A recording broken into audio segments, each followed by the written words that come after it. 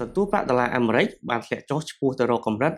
98.8 កាលពីថ្ងៃពុធម្សិលមិញដោយបានខិតជិតទៅកម្រិតទាបនៃ6សប្តាហ៍កាលពីថ្ងៃអង្គារនៅក្នុងកម្រិត 98.6 ដោយសារខ្សែទិន្នន័យសេដ្ឋកិច្ចខ្សោយបានបង្កើនការព្រួយបារម្ភថ្មីអំពីសេដ្ឋកិច្ចរបស់សហរដ្ឋអាមេរិក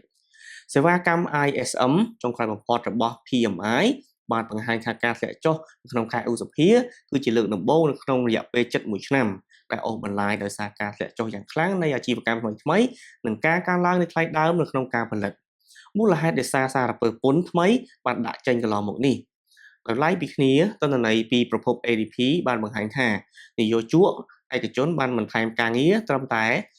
37,000នៅក្នុងខែឧសភាដែលជាល្បឿនយឺតបំផុតចាប់តាំងពីខែមីនាឆ្នាំ2023មកហើយក្រោមការរំពឹងទុកចំនួន115,000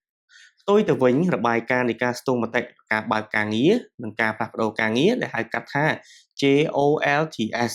កាលពីថ្ងៃអង្គារបានបង្ហាញពីការបើកការងារដែលមិននឹកស្មានដល់នឹងមានការកើនឡើងដល់ទៅ 7.39 លាននៅក្នុងខែមេសាដែលលើសការព្យាករណ៍ចំនួន 7.1 លាននាក់ឥឡូវនេះទីផ្សារត្រូវបានផ្ដោតលើរបាយការណ៍ប្រាក់បៀវត្សមិនរាប់បញ្ចូលផ្នែកកសិកម្មនៅថ្ងៃសុក្រសូចនាករនេះនឹងជាការណែនាំបន្ថែមនៅលើផ្លូវគោលនយោបាយរបស់ Federal Reserve ខណៈពេលដែលលោកប្រធានាធិបតី Trump បន្តដាក់សម្ពាធលើ Fed ឲ្យកាត់បន្ថយអត្រាការប្រាក់ប៉ុន្តែមន្ត្រី Fed បានជ្រើសរើសវិធីសាស្ត្រដោយប្រុងប្រយ័ត្នកំឡុងពេលនៃភាពមិនប្រាកដប្រជានៃពាណិជ្ជកម្មកើនឡើងនេះ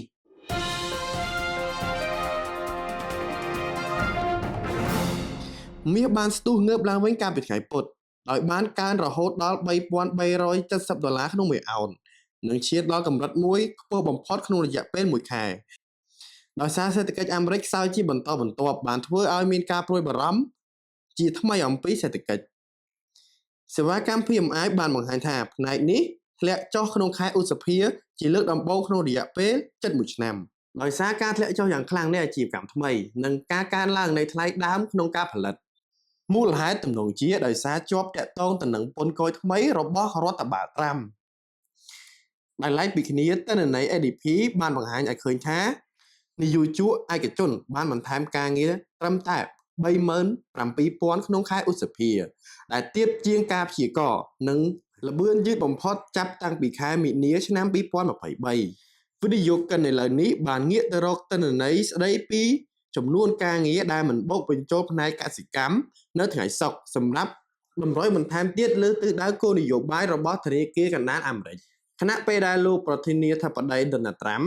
អំពាវនាវឲ្យមានការកាត់បន្ថយអត្រាការប្រាក់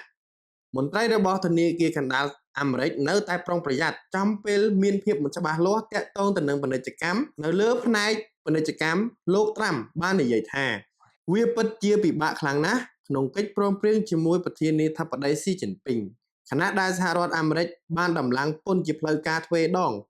ដល់ 50% លើដែកនិងអាលុយមីញ៉ូមដែលនាំចូលភាគច្រើនចាប់ពីថ្ងៃនេះតទៅ